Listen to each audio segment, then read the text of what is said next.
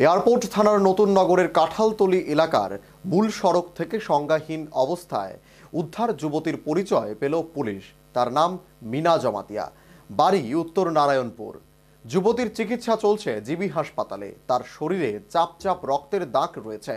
এই ঘটনাকে কেন্দ্র করে নতুন নগর এলাকায় তীব্র উত্তেজনা বিরাজ করছে। ঘটনার রহস্য উন্মোচনের চেষ্টা করছে এয়ারপোর্ট থানার পুলিশ।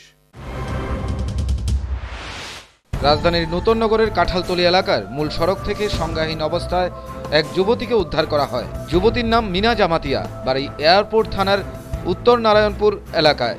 রবিবার সকালে প্রাতঃভ্রমণকারীরা রাস্তার পাশে রক্তাক্ত অবস্থায় যুবতীকে পড়ে থাকতে দেখে খবর যায় এয়ারপোর্ট থানায়। পুলিশ এসে রক্তাক্ত অবস্থায় সংজ্ঞাহীন যুবতীকে উদ্ধার করে জিবি হাসপাতালে পাঠিয়ে দেয়। এরপরই তদন্তে নামে এয়ারপোর্ট থানার পুলিশ যুবতীর ছবি নিয়ে গোটা থানা এলাকায় চক্কর কেটে উদ্ধারকৃত যুবতীর বাড়ির সন্ধান পেতে সক্ষম হয়। যুবতীর পরিবারের সদস্যরা জানান, তার নাম মিনা জামাতিয়া। শনিবার দুপুরে মিনা বাড়ি থেকে বের হয় কোনো এক মন্দিরে যাওয়ার উদ্দেশ্যে। এরপর রাতে আর বাড়িতে ফিরে আসেনি। তাকে মোবাইলে ফোন করেও যোগাযোগ করতে পারেনি পরিবারের লোকজন।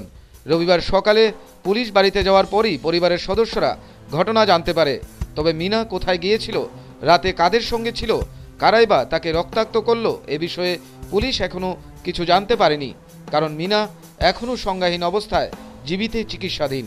তার সঙ্গে পুলিশ কথা বলতে পারছে না। মিনার জ্ঞান ফিরলেই পুরো ঘটনার রহস্য উন্মোচন হবে। Bureau report, news vanguard.